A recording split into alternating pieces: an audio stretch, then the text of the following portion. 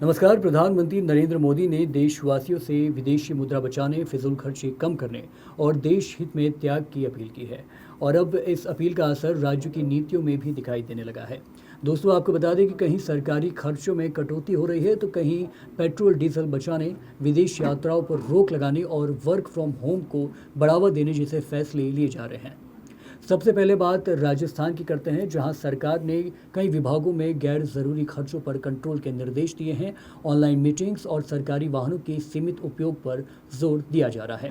उत्तर प्रदेश सरकार ने तो एक कदम आगे बढ़ते हुए कई विभागों में वर्क फ्रॉम होम मॉडल को बढ़ावा देने के निर्देश दिए हैं, ताकि ईंधन की खपत कम हो और आवश्यक यात्रा रोकी जा सके। साथ ही सरकारी खर्चों में कटौती और डिजिटल मीटिंग्स को प्राथमिकता देने पर भी जोर दिया गया है।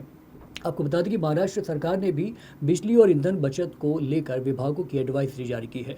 सरकारी दफ्तरों में बिजली उपयोग कम करने और ऑनलाइन कॉन्फ्रेंसिंग को बढ़ावा दिया जा रहा है।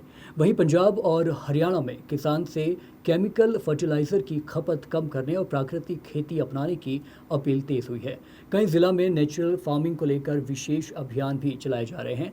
दिल्ली में मेट्रो और पब्लिक ट्रांसपोर्ट के इस्तेमाल को बढ़ावा देने के लिए नई जागरूकता मुहिम शुरू कर दी गई है। कारपूलिंग और डिजिटल पार्क कल्चर को फिर से प्रमोट किया जा रहा है। वहीं आपको बता दें ये भी कि गुजरात और मध्य प्रदेश जैसे राज्यों में भी सरकारी आयोजनों में सादगी, होटल खर्चों में कटौती और डिजिटल मीटिंग्स पर फोकस बढ़ा है।